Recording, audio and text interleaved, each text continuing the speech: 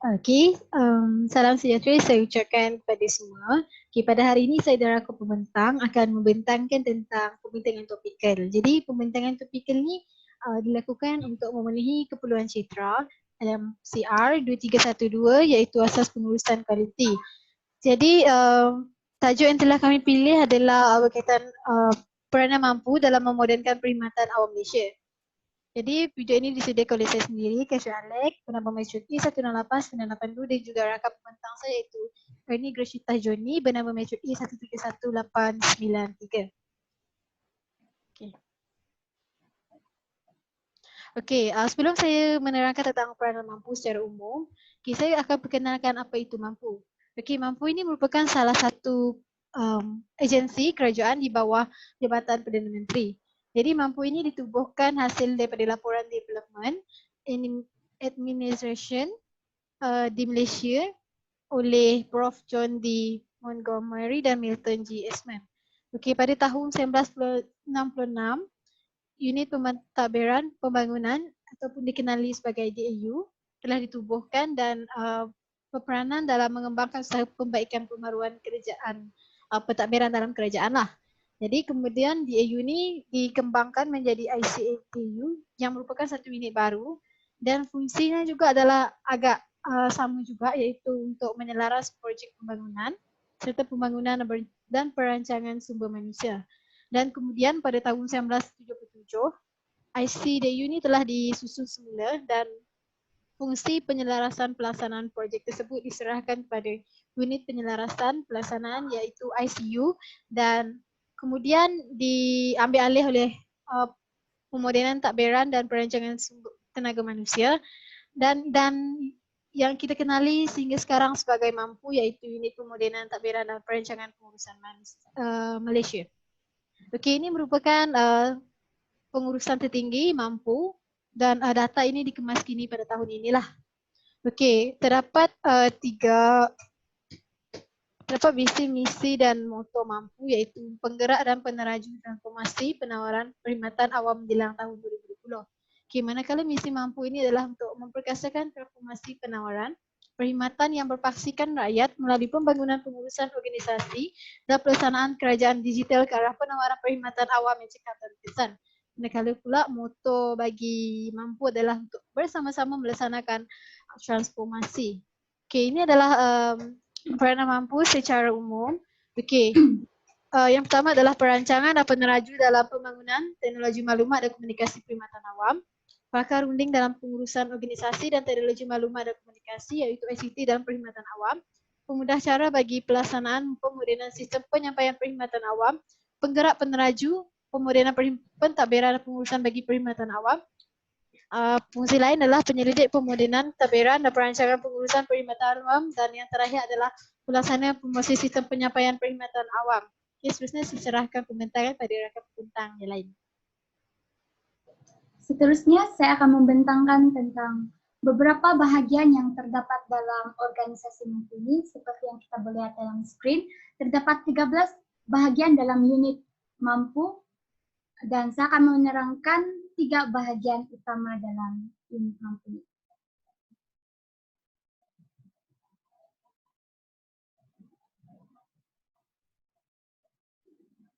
Bahagian yang pertama adalah bahagian reformasi sektor awam, di mana dapat dibahagikan kepada 3 section.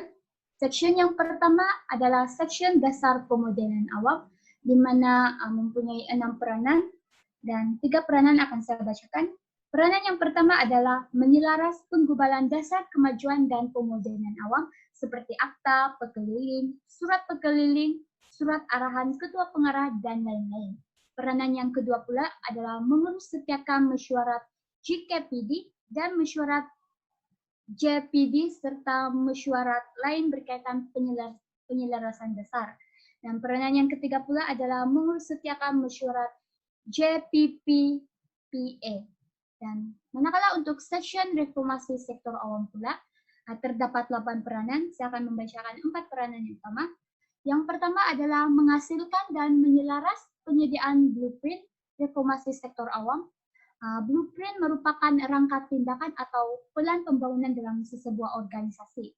Dan peranan kedua dalam section ini adalah memantau pelaksanaan strategi dan plan tindakan blueprint reformasi sektor awam.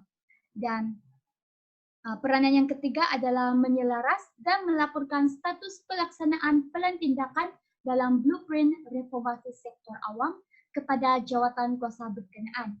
Dan peranan yang keempat adalah mengurus setiakan dan menghadiri mesyuarat berkaitan reformasi sektor awam.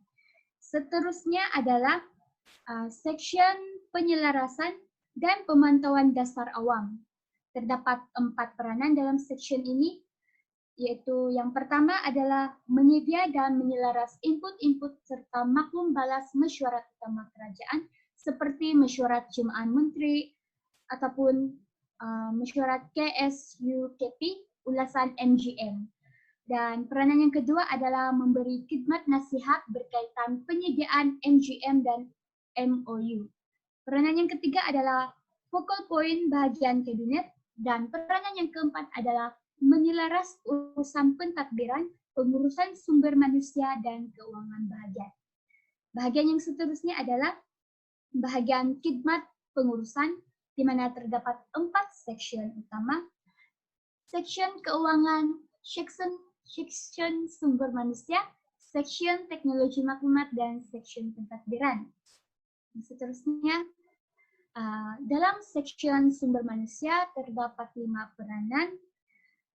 Peranan yang utama adalah merancang pembangunan sumber manusia dari segi keperluan, kepakaran, kuantiti dan kualiti berdasarkan Plan Strategik Sumber Manusia PSSM. Dan peranan yang kedua adalah melaksanakan penyelidikan kajian dasar dan strategi baru program pengurusan dan pembangunan sumber manusia. Peranan yang ketiga dalam section ini adalah merancang, membangun, dan melaksanakan pembangunan kompetensi sumber manusia seperti Training Need Analysis, ENA, dan Plan Operasi Latihan POL. Dan section yang seterusnya adalah section keuangan, di mana memainkan 3 peranan, yaitu mengurus, menyedia, dan memantau belanjawan dan pembangunan mampu.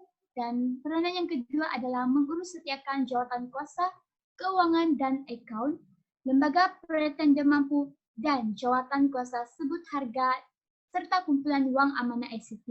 Dan peranan yang ketiga untuk section keuangan adalah mengurus pembayaran semua jenis bil dan tuntutan di bawah belanjawan mengurus.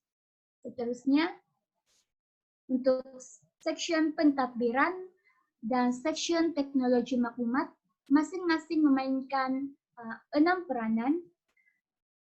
Bagi section pentadbiran, peranan utama yang dimainkan adalah memastikan pengurusan ruang pejabat dan peralatan pejabat dijalankan dengan teratur dan sempurna. Yang kedua adalah memastikan dan menyelaras keselamatan dokumen mengikut akta rahasia rasmi, arahan keselamatan, dan akta arsip negara. Dan peranan ketiga yang utama dalam section pentadbiran adalah menguruskan pelaksanaan DDMS sebagai agensi perintis DDMS di Malaysia.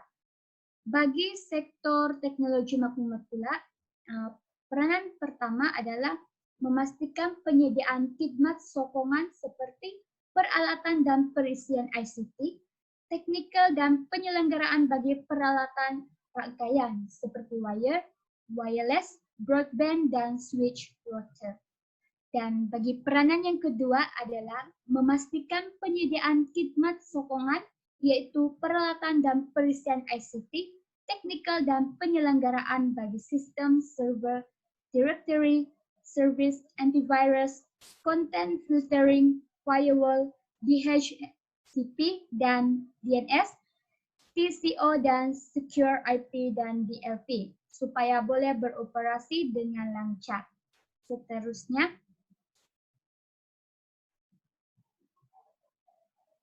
saya akan menerangkan tentang bahagian unit integrity.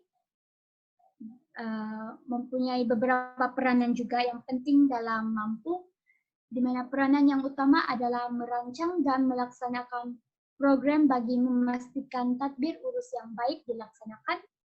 Yang seterusnya, merancang dan melaksanakan program bagi memastikan pembudayaan, penginstitusian, dan pelaksanaan integriti dalam organisasi dilaksanakan secara berterusan. Selain itu, unit integriti ini juga berperanan untuk menerima dan menyelaras tindakan ke atas semua aduan atau maklumat salah laku jenayah serta pelanggaran tata kelakuan dan etika organisasi. Dan seterusnya kita akan boleh melihat terdapat peranan lain lagi yang dimainkan oleh unit integriti ini. Dan secara kesimpulan yang dapat kami berikan melalui pembentangan ini, organisasi mampu memainkan peranan yang sangat penting dalam membantu memajukan perkhidmatan awam Malaysia. Sekian dan terima kasih daripada kami.